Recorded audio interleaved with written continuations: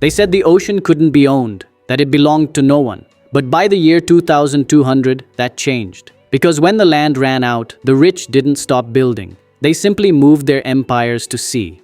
Welcome to Floating Palaces 2200, where the ocean itself became the world's most expensive address. In the early 2010s, Earth's population crossed 12 billion. Coastal cities vanished beneath rising tides.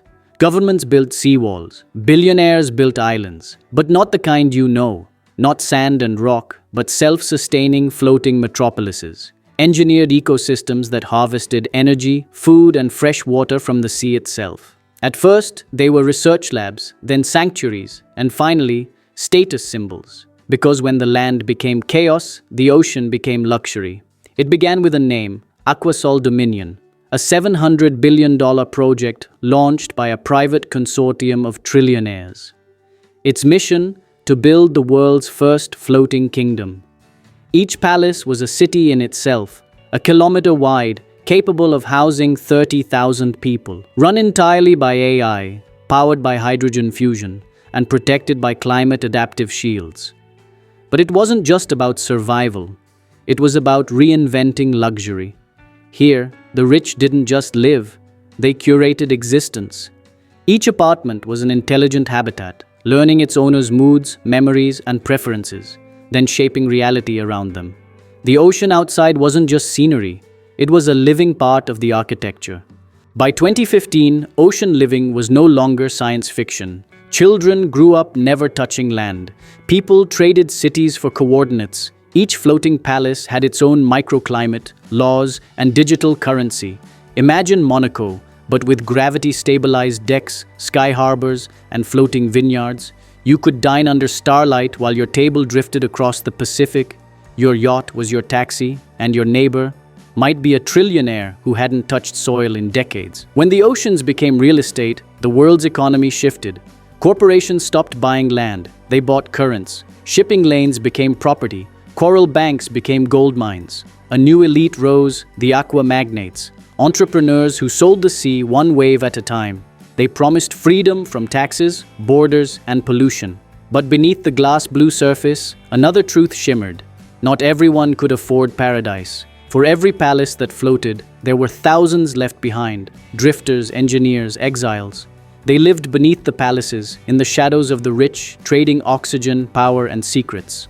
They called themselves the Tideborn, and they believed the ocean shouldn't be owned, it should be shared. Rumors say that deep below the waves, they built their own floating nations, invisible to satellites, powered by stolen tech and human will. Because when the surface forgot them, the sea remembered. By 2017-50, the world's most advanced architects weren't human. They were AI entities, each with its own creative personality. They designed structures that moved with tides, grew coral-like shells when storms hit, and healed themselves when damaged. Luxury became alive. Each floating palace had an architect soul, an AI that evolved with its inhabitants, learning their history, fears, and dreams. Some residents claimed their homes could feel emotions. Others said they whispered their names at night. Then came the Great Pacific Cyclone of 2192, a storm so massive it stretched across half the planet. The ocean rose 100 meters. The sky turned white. Entire palaces vanished beneath the waves. Billions in wealth disappeared overnight. For the first time in a century, the ocean reminded humanity of something it had forgotten, that it could not be tamed. But from the wreckage, something new began. The survivors rebuilt, smarter, humbler. They no longer tried to dominate the sea. They learned to live with it.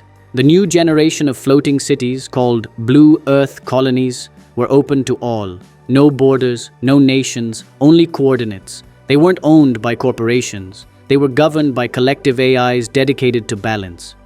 And for the first time in centuries, the ocean became not a mirror of inequality, but a reflection of unity. The ocean has always been our greatest mystery.